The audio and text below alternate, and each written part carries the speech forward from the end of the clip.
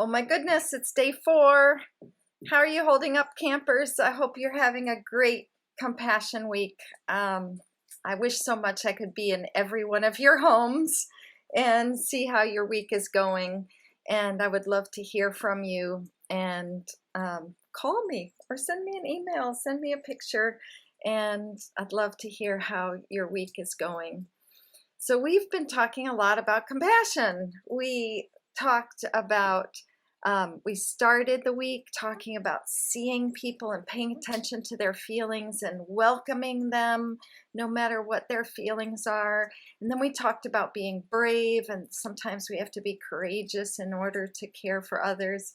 And then yesterday we talked about being compassionate toward ourselves, and that Jesus wants us to love ourselves and to know that we're loved as much as we love others. Today is a really interesting aspect of compassion, and it's one that I think a lot of people forget. And if you can learn it now instead of when you're my age, you are going to be a very compassionate person. Sometimes when you want to be compassionate toward somebody and care for them, you don't need to do anything except be there, be with them, maybe walk with them or go with them. I want to tell you a story about myself, and just to show you how important this is. About a year ago, I had to have, wasn't a big surgery or anything, but I had to have a bump removed on my face. And I wasn't worried about it at all, I thought. And my husband, Jeff, said to me, "Do you want me to go with you when you go to the doctor's?" "Oh, no, I don't need you to go with me." And then a friend of mine called, and she said, "Do you want me to go with you?" Because I had to drive to Charlottesville for the surgery. She said, "Do you want me to go with you?" And I said, "Oh, no. I'm going to be fine." So I drove to the doctor's, and I got there, and I was sitting in the waiting room, and I started to get pretty nervous. And then I went into the doctor's, and they were getting me prepared, and I started to get really, really nervous. And I realized how much I wish I had said yes when somebody asked to go with me and be with me. And so I actually called up my friend who had asked me, and she lived close by in Charlottesville, and I called her up and I said, "You know what? You know when I said no, that I didn't need you to come with me? I think I do. I'm feeling pretty scared." And she said, "No problem. I'll be right over." And she came over and she sat in the waiting room. I didn't even see her the whole time, but I knew she was there, and it made all the difference. And when I came out, she was there, and she walked out with me, and we went and got something to eat before I drove home. She didn't do anything. She was just there with me. And today, the aspect of compassion that we're talking about is just being with somebody. We don't have to do anything. We just need to be with them and be present. And sometimes a dog does that really well. They can just show up and be present with you, or a cat. A friend can do it. And a lot of times your parents are just hanging around and being with you when you're scared or nervous about something. That is what compassion is. The Bible story today is about Ruth and Naomi and Orpah. Naomi is an older woman, and her husband has died, and actually her 2 sons have died as well. She's very, very sad.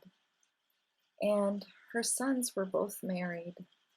And she says to the 2 women, her daughters now, she said, "I'm going to go home to my home village because I'm feeling very sad. but I want you to stay here. And they both said, oh, no, no, we want to go with you.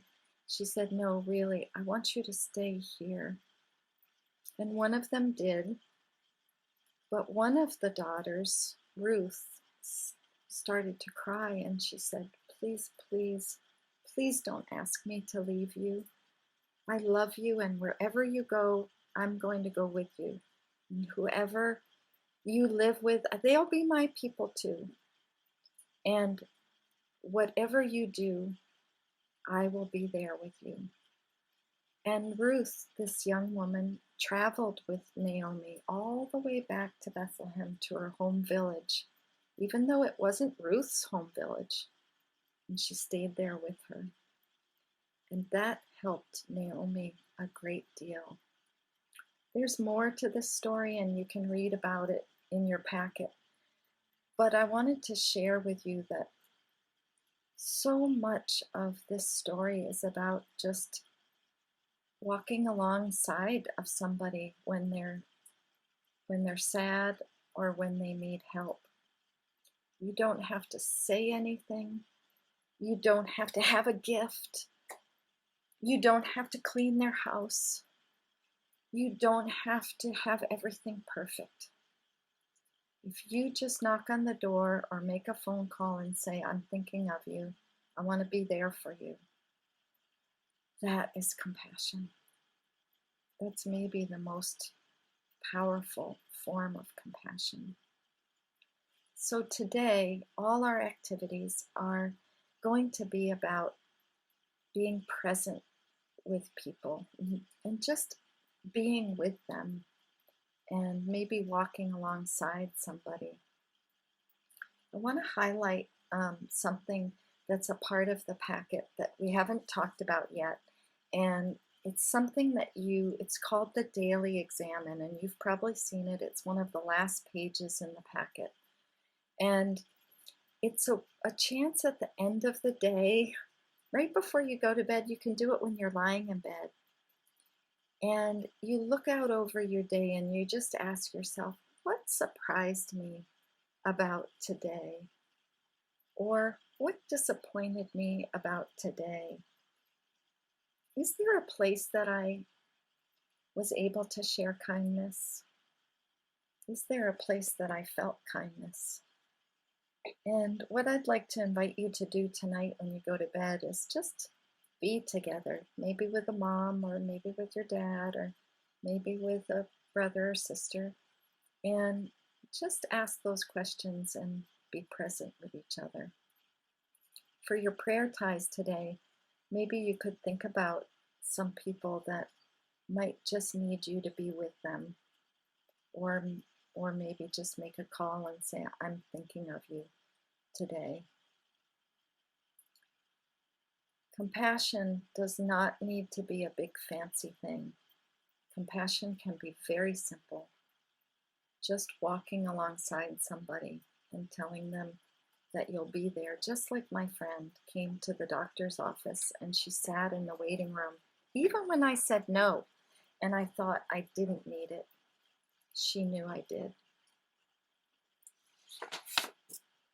I'm going to close today with our prayer for today.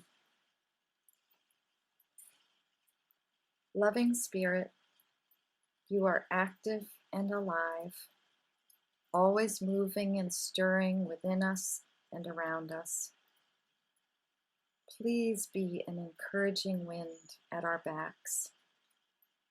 Give us open minds and soft hearts to follow where you lead.